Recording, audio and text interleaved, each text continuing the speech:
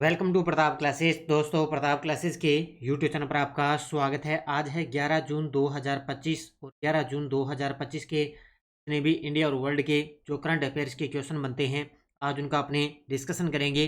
पूरा वीडियो ध्यान से देखना और लास्ट में आपसे क्वेश्चन पूछूंगा जिनके जवाब आपको कॉमेंट बॉक्स में देना होगा। आज अपने पढ़ेंगे, भारत सरकार ने भारत की तट रेखा की नई लंबाई घोषित की और भारत का पहला इलेक्ट्रॉनिक कचरा ई वेस्ट इको पार्क कहाँ बनाया जाएगा और राज्य अंतरिक्ष औद्योगिकी नीति को मंजूरी देने वाला देश का तीसरा राज्य कौन सा बना है, इनकी आज हम चर्चा करेंगे पूरे लेटेस्ट न्यूज़ के साथ में। डेली आपको ये सुबह 7:15 पर ये लाइव क्लास आपको मिलती है। सभी साथी एक बार कर दें सेशन को लाइक शेयर। सभी साथियों को गुड मॉर्निंग। और ये क्लास आपको पता है प्रत्येक एग्जाम के लिए ये क्लास डेली करंट अफेयर्स की क्लास जो ज्वाइन करेगा उसी का करंट अफेयर्स सही हो पाएगा, क्योंकि डेली क्लास के अंदर पूरी डिटेल के साथ में आपको ये क्लास मिलती है जहाँ से क्वेश्चन आपका बाहर है जाएगा नहीं। करते हैं स्टार्ट आज की क्लास 11 जून 2025। सबसे पहले हम करेंगे कल के क्वेश्चनों को रिवाइज। देखिए, विश्व बैंक की रिपोर्ट के अनुसार भारत में 2011-12 से 22-23 के बीच कितने लोग गरीबी से बाहर निकले? 27 करोड़। स्क्वाड्रन लीडर मनीषा पांडे किस राज्य के राज्यपाल की एडीसी नियुक्त हुई? तो मिजोरम के अंदर। फ्रेंच ओपन 2025 में पुरुष एकल का खिताब किसने जीता? कार्लोस अल्काराज ने। संयुक्त राष्ट्र महासभा ने किन देशों को 2 वर्षों के लिए संयुक्त राष्ट्र सुरक्षा परिषद के नए नए गैर स्थायी सदस्य के रूप में चुना? तो Latvia, Bahrain, Colombia, Liberia, Congo लोकतांत्रिक गणराज्य। 2025 पीएसए अवार्ड्स में भारत की स्क्वैश खिलाड़ी ने अनाहत सिंह ने 2 पुरस्कार जीते, महिला young player of the season और महिला चैलेंजर ऑफ द सीजन। तीसरा संयुक्त राष्ट्र महासागर सम्मेलन 8 से 13 जून 2025 तक आयोजित हो रहा है और इसमें भारत की तरफ से डॉक्टर जितेंद्र सिंह ने भाग लिया। नॉर्वे शतरंज टूर्नामेंट में पुरुष और महिला का विजेता कौन रहे? पुरुषों में मैग्सन कार्लसन रहे और महिला के अंदर अन्ना मुजिचुके रही है। इसके अलावा 7 जून 2025 को भारतीय तट रक्षक बल ने भारत की किस बंदरगाह पर एक समर्पित जेटी का उद्घाटन किया? तो विंझिजम बंदरगाह है केरल के अंदर। राष्ट्रपति ने भारतीय रिजर्व बैंक के डिप्टी गवर्नर टी रविशंकर को किस आयोग का अंशकालिक सदस्य नियुक्त किया गया? 16वां वित्त आयोग। ये थे कल के क्वेश्चनों का रिवाइज हमने कर लिया। डेली आपको टेस्ट मिल ही जाता है, डेली टेस्ट मिलता है, डेली पीडीएफ मिलती है, वीकली टेस्ट मिलता है, मंथली पीडीएफ टेस्ट वगैरह सब कुछ मिलता है। वार्षिक करंट 2025 की प्रताप क्लासेस का ऐप डाउनलोड करके वहाँ से आप ये टेस्ट सीरीज ज्वाइन कर लेना मात्र 50 रुपये में, जिसमें आपको 2024 का करंट भी आपको मिलेगा, पीडीएफ मिलेगी और 2025 को का तो आपको लगातार है दिया ही जा रहा है। पूरे 1 साल का करंट आपको इसके मिलने वाला है। तो करते हैं स्टार्ट आज की क्लास। सभी साथियों ने कर दिया होगा वीडियो को लाइक शेयर। जिस विद्यार्थी ने लाइक नहीं किया तो लाइक कर दें और फिर क्लास के अपने करते हैं शुरुआत। तो 11 जून 2025 सभी साथियों को गुड मॉर्निंग, प्यार भरा नमस्कार। तो पहला क्वेश्चन आपके सामने, भारत सरकार ने भारत की तट रेखा की नई लंबाई कितनी घोषित की है जो पहले की लंबाई से लगभग 47% अधिक है? अब आपने इंडिया ज्योग्राफी पढ़ी होगी, उसमें आपने सब कुछ पढ़ा होगा कि भारत की पहली लंबाई कितनी थी? 7516 किलोमीटर। कितनी है? 7516 किलोमीटर भारत की तट रेखा की नई लंबाई है। लेकिन अब इस लंबाई को बढ़ाकर कितना कर दिया? अब इसकी लंबाई है वो 47% और अधिक होगी। तो कितनी हो चुकी है? 11,098.81 किलोमीटर। कितनी होगी? 11,098.81 किलोमीटर हो चुकी है और ये नया आंकड़ा आपके सामने आ चुका है। तो आप याद रखना। तो अब भारत की तट रेखा की नई लंबाई कितनी होगी? 11,098.81 किलोमीटर होगी, जो पहले की लंबाई से 47% अधिक है। याद रखना अच्छे तरीके से। तो भारत की तट रेखा की लंबाई अब 11,098.81 किलोमीटर घोषित हो चुकी है। यह लंबाई पहले के 7316.6 किलोमीटर से लगभग 47% अधिक है। अपने भारतीय तट रेखा अपने पढ़ते थे ना, 7516 किलोमीटर टोटल लंबाई है। संशोधित तट रेखा की घोषणा 2025 के केंद्रीय शिपिंग मंत्रालय के सर्कुलर के अनुसार है की गई थी। इनके सर्कुलर के अनुसार ये घोषित की गई है। इसमें देखो, पहले 1298 अपतटीय द्वीप और टापू इसके अंदर शामिल किए गए थे। अब देखो पहले इसके अंदर कितने थे, 1059 द्वीप हैं और 239 टापू थे, लेकिन अब इसके अंदर 1298 अपतटीय द्वीप और टापू भी इसके अंदर शामिल की गई। तो अब ये टोटल कितनी होगी, 11,098.81 किलोमीटर इसकी लंबाई हो चुकी है। इसके अलावा अब किस राज्य में किस में सबसे ज़्यादा वृद्धि हुई है वो देखो। अब देखो सबसे लंबी तट रेखा वाला राज्य बन गया गुजरात। अब टोटल कितनी होगी, 2340.62 किलोमीटर हो चुकी है किसकी, गुजरात की। तो सबसे अधिक प्रतिशत वृद्धि किसमें हुई है, पश्चिम बंगाल में 157 किलोमीटर से बढ़कर 721.02 किलोमीटर। इतनी बड़ी है पश्चिम बंगाल की, अंदाजा लगा सकते हो। 157 किलोमीटर से बढ़कर 721 बढ़ गई। और सबसे कम वृद्धि हुई है केरल के अंदर, मात्र 30 किलोमीटर। ये नया आंकड़ा आ गया आपकी इंडिया ज्योग्राफी के। अब जीके के अंदर आपको पूरी डिटेल के माध्यम से इसको अच्छे तरीके से याद करना है। जिस जिस साथी के ज्योग्राफी का टॉपिक दिया हुआ है और सामान्य परिचय का टॉपिक है, तो ये अच्छे तरीके से आंकड़े याद कर लेना। सबसे लंबी तटरेखा वाला राज्य गुजरात, सबसे अधिक प्रतिशत वृद्धि किसमें हुई है, पश्चिम बंगाल में, और सबसे कम वृद्धि किसमें हुई है, केरल के अंदर। पूरी डिटेल मैंने करवा दी बढ़िया तरीके से। अगला, भारत का पहला इलेक्ट्रॉनिक कचरा ई वेस्ट इको पार्क किस स्थान पर स्थापित किया जा रहा है। तो भारत का पहला इलेक्ट्रॉनिक कचरा ई वेस्ट इको पार्क स्थापित किया जा रहा है नई दिल्ली होलंबी कला। कहाँ पर है, ये नई दिल्ली के अंदर है होलंबी कला, जहाँ पर भारत का पहला इलेक्ट्रॉनिक कचरा इको पार्क स्थापित किया जा रहा है। शॉर्टकट याद रखना, उत्तर दिल्ली के होलंबी कला क्षेत्र में स्थित होगा। कुल क्षेत्रफल कितना, 11.4 एकड़ भूमि में ये विकसित किया जाएगा। देश का पहला इको वेस्ट पार्क, देश भर में प्रस्तावित 4 ई वेस्ट इको पार्कों में से एक, यानी कि देश भर में जो प्रस्तावित है ना 4 ई वेस्ट पार्क है, उनमें से एक ये भी शामिल है। और ये इको पार्क प्रति वर्ष 11,000 टन इलेक्ट्रॉनिक कचरे को संसाधित करने में सक्षम होगा, यानी कि प्रति वर्ष कितना करेगा, 51,000 टन इलेक्ट्रॉनिक कचरे को संसाधित करेगा। तो ये दिल्ली के अंदर देश का पहला ई वेस्ट इको पार्क बनने जा रहा है, होलंबी कला क्षेत्र दिल्ली के अंदर। क्रिकेट के इतिहास में महेंद्र सिंह धोनी को किस सम्मान के लिए हाल ही में चुना गया है। ये देखो आपके सामने तस्वीर में, क्रिकेट के इतिहास में महेंद्र सिंह धोनी को हाल ही में चुना गया है, आईसीसी हॉल ऑफ फेम में इनको शामिल किया गया। और ये पर्सन मुझे लग रहा है पक्का एग्जाम के अंदर टपकेगा। तो आईसीसी हॉल ऑफ फेम के अंदर क्रिकेट के इतिहास में महेंद्र सिंह धोनी किया गया है, किसमें, आईसीसी हॉल ऑफ फेम। देखो Mahendra Singh Dhoni ICC hall of fame में शामिल। इस समारोह का आयोजन कहाँ पर हुआ, लंदन के अंदर। तो भारतीय क्रिकेटरों में महेंद्र सिंह धोनी हैं जो आईसीसी हॉल ऑफ फेम में शामिल होने वाले 11वें भारतीय क्रिकेटर बन चुके हैं। इनकी इससे पहले और भी हैं, और अब ये अपने भारत के अंदर ये 11वें भारतीय क्रिकेटर बन गए महेंद्र सिंह धोनी। इनके अलावा और भी हैं, देखो 2025 में धोनी के साथ 6 अन्य महान खिलाड़ी हैं जो आईसीसी हॉल ऑफ फेम में शामिल किए गए। हालांकि इतना गहराई से आता नहीं है, लेकिन फिर भी मैं थोड़ा थोड़ा चीज़ें आपको ये बता देता हूँ। मैथ्यू हेडन ऑस्ट्रेलिया के, डेनियल विटोरी न्यूजीलैंड, हासिम हमला दक्षिण अफ्रीका, ग्रैम स्मिथ दक्षिण अफ्रीका, सना मीर पाकिस्तान के, और सारा टेलर इंग्लैंड के खिलाड़ी हैं। ये अन्य हैं जिनको भी आईसीसी हॉल ऑफ फेम में शामिल किया गया। 15 मई 2025 को नागालैंड में भारतीय सेना की स्पीयर कोर और राष्ट्रीय आपदा प्रतिक्रिया बल ने किस नाम से संयुक्त आपदा राहत अभ्यास ये अब नाम से पता चल रहा है, देखो संयुक्त आपदा राहत अभ्यास। तो कौन सा किया है, एक्सरसाइज राहत। नंबर बी, कौन सा किया, एक्सरसाइज राहत अभ्यास किया है। कहाँ पर है, नागालैंड के अंदर भारतीय सेना की स्पीयर कोर और राष्ट्रीय आपदा प्रतिक्रिया बल ने कौन सा किया है, एक्सरसाइज राहत। बस याद रखना इतना ही। 15 मई 2025 को नागालैंड में भारतीय सेना की स्पीयर कोर और राष्ट्रीय आपदा प्रतिक्रिया बल ने संयुक्त आपदा राहत अभ्यास किया, और इस अभ्यास का नाम है एक्सरसाइज राहत। कौन सा है, एक्सरसाइज राहत। राष्ट्रीय ई गवर्नेंस पुरस्कार 2025 में गोल्ड पुरस्कार से किस ग्राम पंचायत को ग्रामीण डिजिटल परिवर्तन के लिए सम्मानित किया है। राष्ट्रीय ई गवर्नेंस पुरस्कार 2025 की घोषणा हुई है, तो इसके अंदर गोल्ड पुरस्कार से किस ग्राम पंचायत को सम्मानित किया गया। तो ये कौन सी ग्राम पंचायत है, तो ये है महाराष्ट्र की रोहिणी ग्राम पंचायत है, धुले महाराष्ट्र के अंदर है। ये इनको गोल्ड पुरस्कार से सम्मानित किया गया है। कौन सी, रोहिणी, धुले महाराष्ट्र में, इनको राष्ट्रीय ई गवर्नेंस पुरस्कार 2025 में गोल्ड पुरस्कार है मिला है।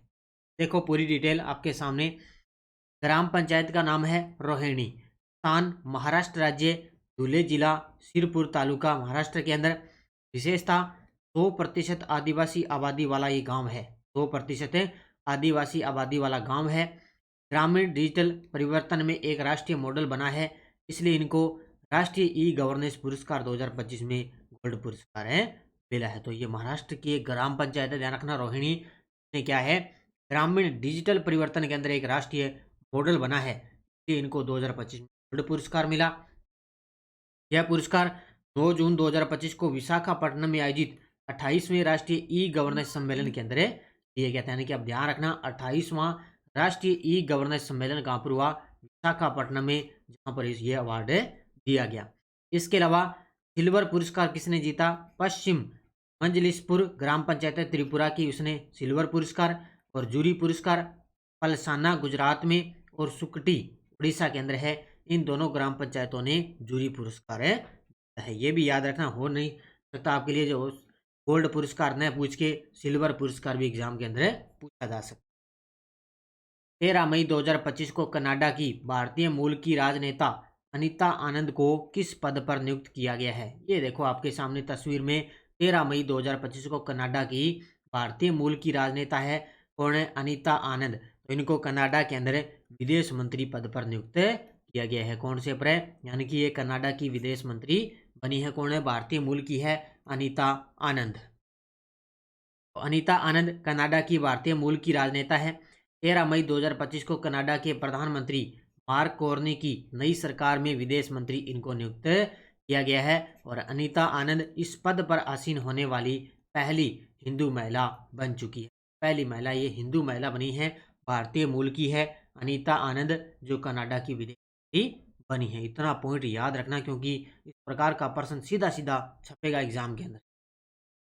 जून 2025 में सेना प्रमुख जनरल उपेंद्र द्विवेदी ने उत्तराखंड में किस सामुदायिक रेडियो स्टेशन का उद्घाटन किया है। ये देखो आपके सामने, पूर्वी सैनिक समारोह हुआ, जहां पर सेना प्रमुख अपने जनरल उपेंद्र द्विवेदी है, इन्होंने उत्तराखंड में किस सामुदायिक रेडियो स्टेशन का उद्घाटन किया, वो है आईबेक्स तराना 88.4 FM। कौन सा, आईबेक्स तराना 88.4 FM रेडियो का उद्घाटन किया है। ये देखो आपके सामने तस्वीर में, उत्तर हो जाएगा ऑप्शन नंबर सी। तो उद्घाटनकर्ता जनरल उपेंद्र द्विवेदी थल सेना अध्यक्ष हैं। कहाँ पर है, ज्योतिरामठ उत्तराखंड गढ़वाल क्षेत्र में।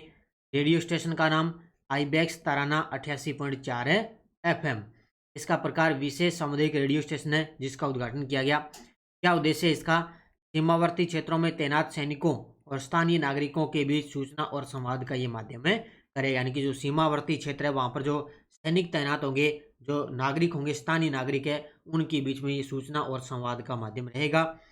सैन्य एवं नागरिक सहयोग को बढ़ावा देगा। सैन्य एवं जो नागरिक सहयोग है उसको बढ़ावा दिया जाएगा। तो कहाँ पर किया है, उत्तराखंड के। भारतीय ग्रैंड मास्टर अरविंद चिदम्बरम ने किस देश में आयोजित 6वां स्टेपान अवज्ञान मेमोरियल शतरंज टूर्नामेंट जीता है। यह देखो आपके सामने तस्वीर के अंदर, ये है भारतीय ग्रैंड मास्टर अरविंद चिदम्बरम। इन्होंने किस देश में ये हुई थी आयोजन, आर्मेनिया के अंदर। कहाँ पर हुआ, आर्मेनिया में इसका आयोजन हुआ, जहाँ पर इन्होंने 6वां स्टेपान अवज्ञान मेमोरियल शतरंज टूर्नामेंट जीता है। उत्तर हो जाएगा ऑप्शन नंबर सी। तो विजेता अरविंद चिदम्बरम, स्थान जरमुक आर्मेनिया के अंदर। टूर्नामेंट 6वां स्टेपन अवज्ञान मेमोरियल शतरंज टूर्नामेंट इन्होंने जीता है। और अरविंद ने 9 राउंड में 6.5 अंक हासिल किए हैं। बस सीधा सीधा शॉर्टकट है, इतना आपको याद रखना है। तो 6वां स्टेपान अवज्ञान मेमोरियल शतरंज टूर्नामेंट जीत लिया अरविंद चिदम्बरम ने। मैं एक क्वेश्चन को देखो 2 बार आपके सामने रिपीट कर रहा हूँ, ताकि आपके यहीं पर क्वेश्चन अच्छे तरीके से याद हो जाएगा। 2025 इंडोनेशिया ओपन, यानी कि इसको बोलते हैं सुपर 1000 बैडमिंटन टूर्नामेंट में पुरुष और महिला एकल खिताब किसने जीता। ये देखो आपके सामने, ये आपको देखकर अंदाजा लग रहा है कि अपने भारत के तो नहीं है, कोई विदेशी खिलाड़ी हैं। 2025 इंडोनेशिया ओपन में पुरुष और महिला एकल का खिताब किसने जीत लिया। तो ये पुरुषों के अंदर तो जीता है किसने, एंडरसन एंटोनसेन ने, और महिला के अंदर जीता है आन से यांग ने। उत्तर हो जाएगा ऑप्शन नंबर बी। पुरुषों में एंडरसन एंटोनसेन और महिला के अंदर आन से यांग ने खिताब जीता है। तो स्थान कहाँ पर हुआ इसका आयोजन? जकार्ता, इंडोनेशिया में। प्रतियोगिता स्तर BWF world tour super 1000 badminton टूर्नामेंटों में से एक है। और पुरुष एकल विजेता एंडरसन एंटोनसेन डेनमार्क के खिलाड़ी और महिला एकल विजेता आन से यांग दक्षिणी कोरिया की खिलाड़ी है। अगर प्रश्न आएगा, सीधा सीधा प्रश्न आएगा कि पुरुष एकल किसने जीता या महिला एकल किसने जीता। हाल ही में भारतीय सेना में किसे सेना उप प्रमुख के पद पर नियुक्त किया गया है? ये लीजिए भी गजब का प्रश्न और एक नई नियुक्ति आपके सामने हो चुकी है। इससे पहले मैंने कुछ दिन पहले बताया कि अपने वायुसेना के नए उप प्रमुख बने थे नर्मदेश्वर तिवारी, लेकिन अब जो थल सेना है उसके उप प्रमुख बन चुके हैं कौन? लेफ्टिनेंट जनरल राजीव गई। ये देखो आपके सामने तस्वीर में लेफ्टिनेंट जनरल राजीव गई है, वो अब सेना उप प्रमुख के पद पर नियुक्त हो चुके हैं। अपने सेना प्रमुख तो उपेंद्र द्विवेदी हैं, लेकिन उप प्रमुख की बात करें तो अब राजीव गई बन चुके हैं।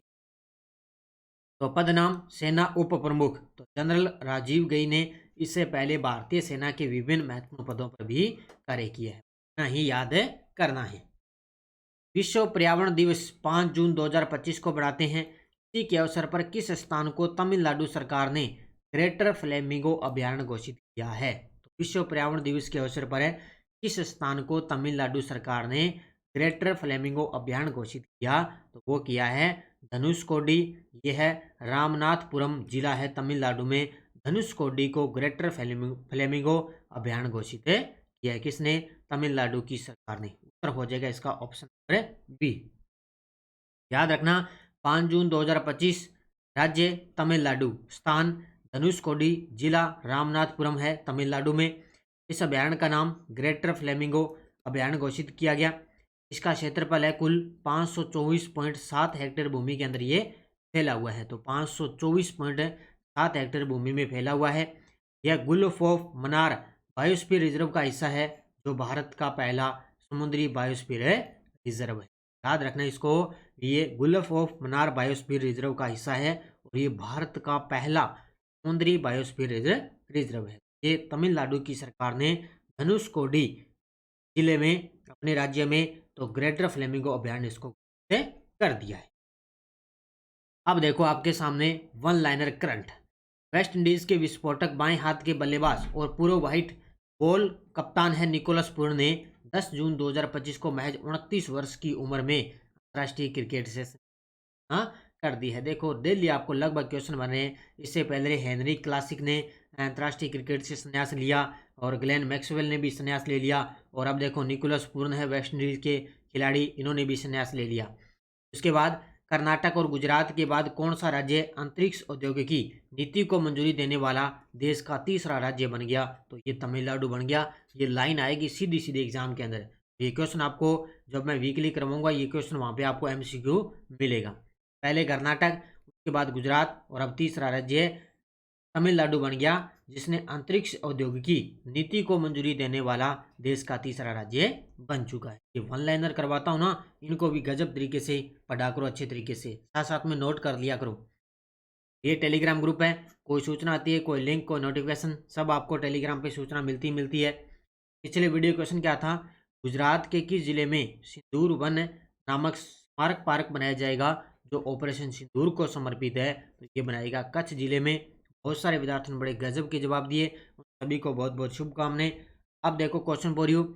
डसॉल्ट एविएशन ने भारत में राफेल विमान का फ्यूजलेज बनाने के लिए किस भारतीय कंपनी के साथ करार किया है? HAL, Tata advance system limited, LT और महिंद्रा डिफेंस। का जवाब आपको कमेंट बॉक्स में देना है। और ये अपने भारत के अंदर कहाँ पर बनेगा, भारत में ये किस शहर में बनेगा, इसका जवाब भी आपको कमेंट में देना है। तो ये थी आज की अपनी क्लास 11 जून 2025। लगातार आपको क्लास मिलती रहती है। ये अपनी पटवार वीडियो चतुर्थ श्रेणी कर्मचारी के लिए ऑब्जेक्टिव बुक बाजार के अंदर उपलब्ध है। अक्टूबर 2024 से मई 2025 तक पूरा करंट आपको ऑब्जेक्टिव मिलेगा, राष्ट्रीय plus Rajasthan current affairs. Online book भी ऑर्डर कर सकते हो या आप नानक क्लासेस ऐप भी ले सकते हो। ये राजस्थान पुलिस के लिए अपनी करंट की टेस्ट चल रही है मात्र 50 रुपये में। ये 15 प्रैक्टिस सेट इसके अंदर जो है टेस्ट पेपर अपलोड हो चुके हैं। ठीक है, ये भी आप ज्वाइन कर लेना, मात्र 100 रुपये के अंदर है। इस 15 प्रैक्टिस टेस्ट पेपर से आपका लगभग अभ्यास हो जाएगा भी किस प्रकार के प्रश्न आते हैं एग्जाम। ये थी आज की अपनी क्लास।